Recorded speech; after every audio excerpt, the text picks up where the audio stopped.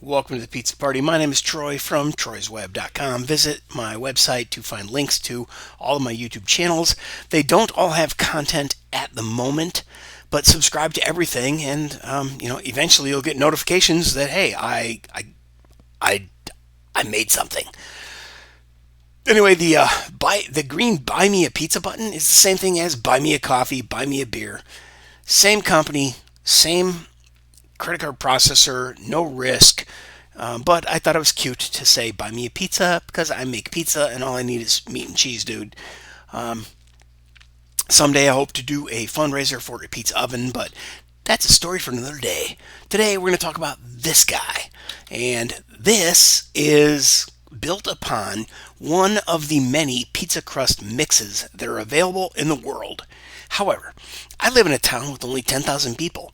So my choices are Walmart or a fancy version of the Midwest Whole Foods, which is 3 times the price of Walmart.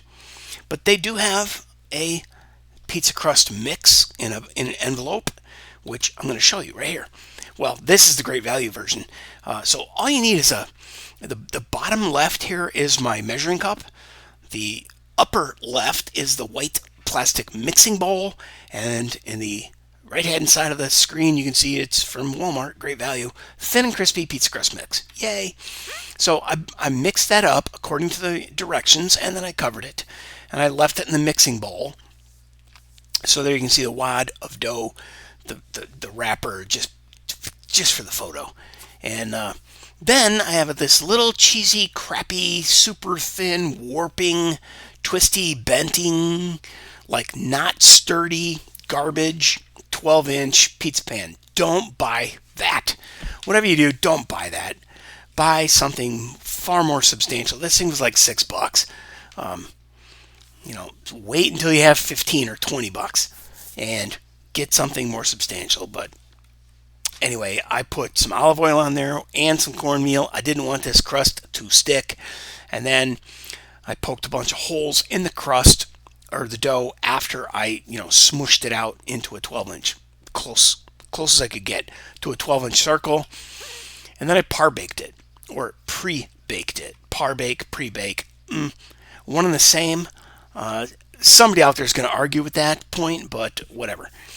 And then I hit it with some mozzarella cheese slices.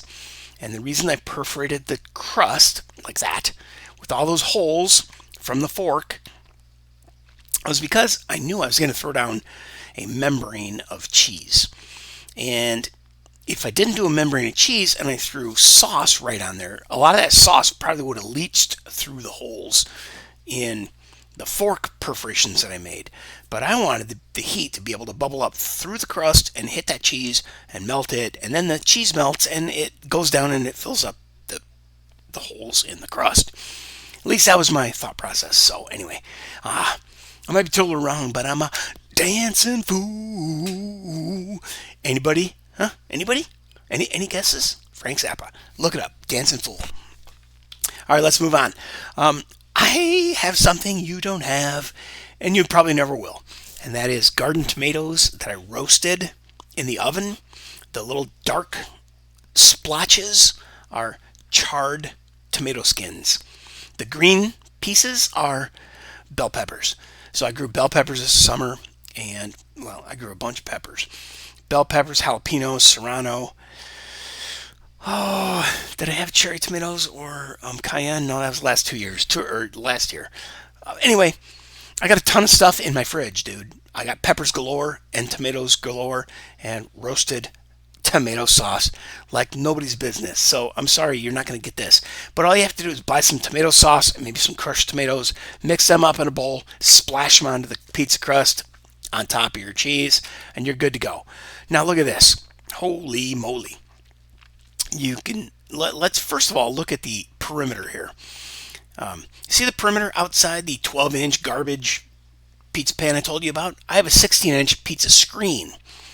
It's been through the wash. I mean, I washed it real good with soap and water, but notice how clean and perfect it is. Oh, it ain't that color anymore because I much prefer to use the pizza screen than the pizza pan. So do what you will. either buy a good quality aluminum, not this non-stick Teflon garbage that I bought. Yeah, do what I say, not as I do. I know it's a hypocritical thing, but I put the pizza pan on the pizza screen and then I put it in the oven. But only after I smoked everything outside on the grill with a cold smoker. It was on the grill because that's the capsule that contains the smoke when you're using a cold smoker tube. Check out my channel for other videos about smoking meat and vegetable and cheese and crust and making smoked pizza. And there's a whole playlist, bro. Just go to my YouTube channel, go to my website to find my YouTube channel, troysweb.com. Leads you to at Pizza Guy DIY on YouTube. And here is what you're going to get. A plate full of smoked meat and veggies. And then you throw that in the oven and it gets beautiful. But wait, there's more. Then you cover that with cheese. Then you melt that cheese. And then it melts even further. And then it turns into this beautiful, beautiful creation. And you slide that out onto a cutting board, cut it into pieces, and enjoy life. Much more pizza to come, friends.